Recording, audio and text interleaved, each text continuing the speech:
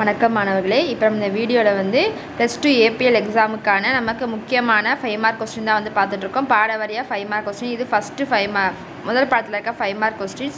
நீங்கள் வந்து இந்த 5 மார்க்ஸ் மட்டுமே படித்தாலே போதும், வேறு எந்த 5 மார்க்ஸும் நீங்கள் படிக்க வேண்டாம். நான் கொடுத்துருக்க 5 மார்க்ஸ் நீங்கள் படித்தாலே போதும். கண்டிப்பாக இதில் வந்து நம்ம 5 மார்க்ஸ் 25 கண்டிப்பாக நம்மளால் ஃபுல் மார்க் எடுத்துடலாம். ஸோ நான் கொடுத்துருக்க எல்லா 5 மார்க்ஸையும் நல்லா படிச்சுக்கோங்க. இதை தவிர உங்களுக்கு வேறு எந்த 5 மார்க்ஸுமே உங்களுக்கு கேட்க மாட்டாங்க, இதிலேருந்து மட்டும்தான் கேட்பாங்க. நம்ம ஃபஸ்ட்டு இதில் 6 5 மார்க்ஸ் கொடுத்துருக்கோம். அடுத்து பாடம் 2லேயும் அதே மாதிரி தான். ஒவ்வொரு பாடத்துக்கும் நம்ம வந்து தனித்தனியாக 5 மார்க்ஸ் கொடுத்துருக்கோம். இதை மட்டும் நல்லா படிச்சுக்கோங்க.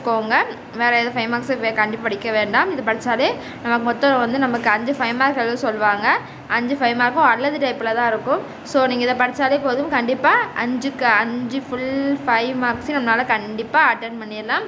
25 மார்க் நம்ம ஈஸியாக வாங்கிடலாம். 1 வேர்ட்ஸ் நமக்கு ஏற்கனவே ஈஸியாக படிச்சிடலாம். அப்புறம் 2 மார்க் 3 மார்க்ஸ் தான் இருக்கும். அதுவும் ரொம்ப சீஸாக தான் இருக்கும்.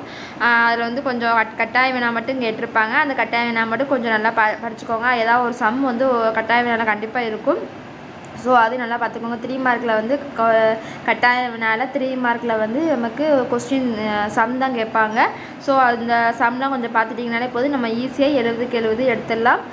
ஸ்லோனர்ஸ் எல்லாமே நீங்கள் 1 வேர்ட் நல்லா படிச்சுக்கோங்க. அப்புறம் 5 மார்க்ஸ் இதிலலாம் இருக்கும் பார்த்தீங்களா, இந்த 5 மார்க்ஸும் நல்லா படிச்சிட்டிங்கனாலே போதும்.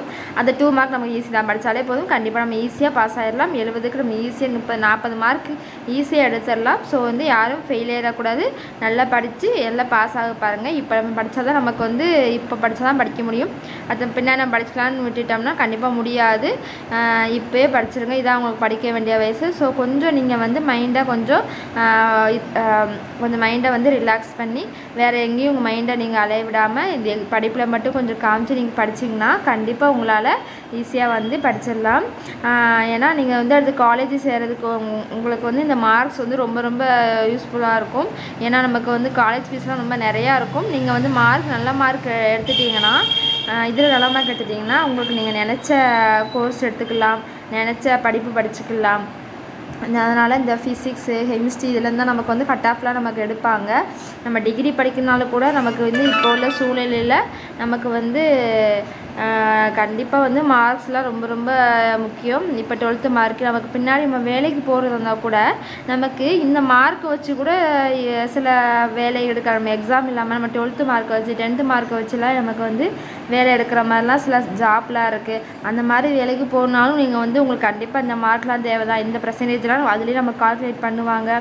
ஸோ நமக்கு வந்து இது வந்து காலேஜ் சேர்கிறதுக்காக மட்டும் கிடையாது, பின்னாடி நமக்கு ஜாப் நிறையா இருக்கும்போது அந்த ஜாப்புக்கும் இந்த மார்க்லாம் உதவி பண்ணும். ஸோ நல்லா படிச்சுக்கோங்க.